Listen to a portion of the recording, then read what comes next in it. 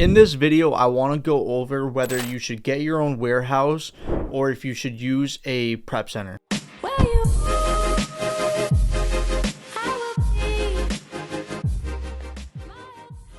When it comes to selling on Amazon, it's pretty clear that one of the most, expensive parts of the business is either owning and having to pay employees to prep these units inside of your warehouse, or having to pay a prep center per unit so that you can obviously send your units into Amazon to do the FBA model. What I want to go over is what the process of having a warehouse looks like in depth that people won't talk about, because we have a warehouse and we have USA employees in there. And I also want to talk about a prep center because we have used one for a short period of time, and just talk about the experience and what you're going to go through whether you choose a warehouse or a prep center. Also, to quickly throw in there, just so you know right away, if you're someone doing OA or RA and you're only doing maybe 500 units a month, then it might be in your best interest to sit there and actually just SKU these products, prep them yourself at your house.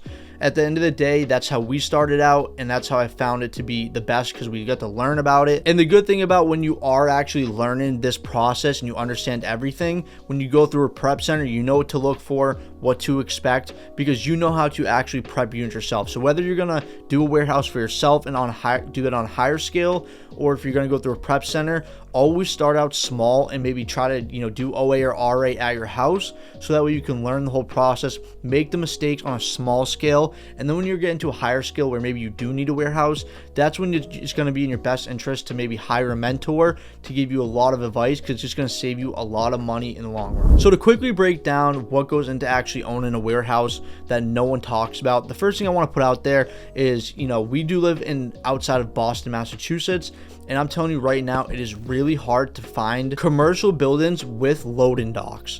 Now, of course, it all depends on where you are inside the US. You might find that maybe California has so many of them and, there's a surplus, so you don't have to worry about it. And it's just a matter of, making sure you get the one for the right price. Here in Massachusetts, it's very hard to find one, and on top of that, they're very, very expensive. Not only finding a warehouse is one of the hardest steps, and it's also the first steps, you now have to then get into all the legal issues. Now, at the end of the day, you have to remember you're going to need USA employees inside your warehouse. You're going to be locked into a lease, or maybe you bought the building, depending on how big of a scale you're doing it.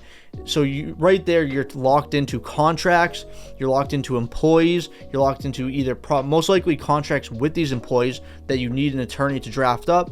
All those things cost you money. Then when you get to that point, then you need to make sure you have the labor laws inside of your workspace. You need to make sure you buy staging.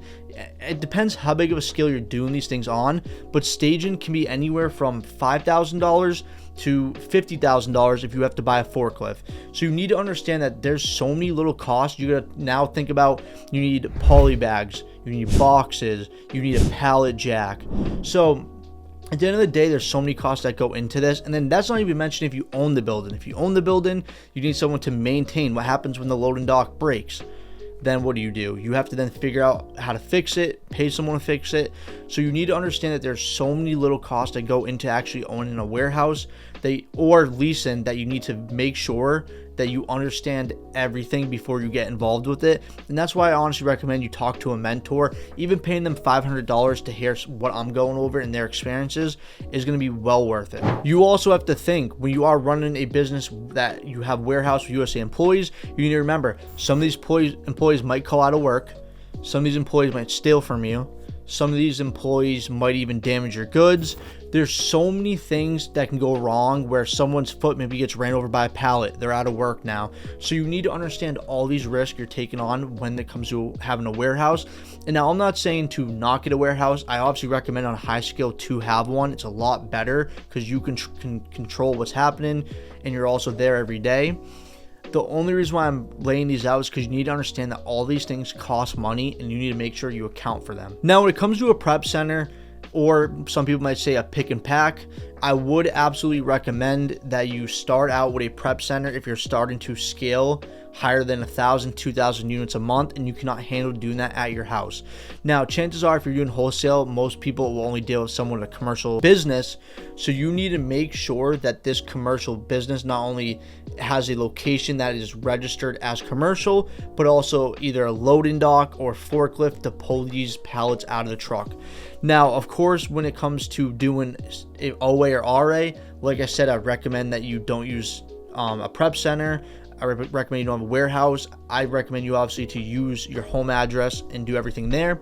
But of course, if you don't even want to do that because your margins are so big, then of course pass it off to a prep center. And if you are maybe doing wholesale, even at a scale of 100, 200, 300,000 a month, you can obviously pass that to a prep center that you trust. Now, I don't recommend just sending $100,000 worth of goods to a prep center until you actually use them a little bit.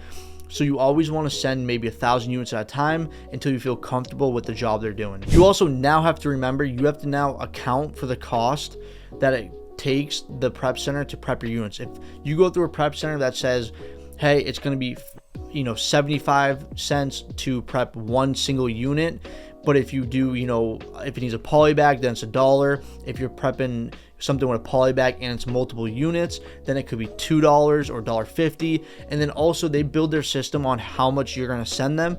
If you send them 5,000 units every single month, then it might be just $1 per unit. So they're all going to be different on how they actually bill and price you. So make sure you understand that. Overall, I hope this video did help you guys out on the realistic cost that it takes when having a warehouse, the cost when you use a pick and prep center. So you need to understand all this to the full amount. And of course, I would always recommend a warehouse or your own house. I would do a pick and pack last resort, or if you just don't have time to do it and you just want to source all day and you're finding really good profitable products, then it's totally fine. But just understand you're trusting someone else with your business. So you just need to make sure you're very smart about how you approach them, who you find, and how you get connected, and be very respectful because they are touching every single product that you spend your money on.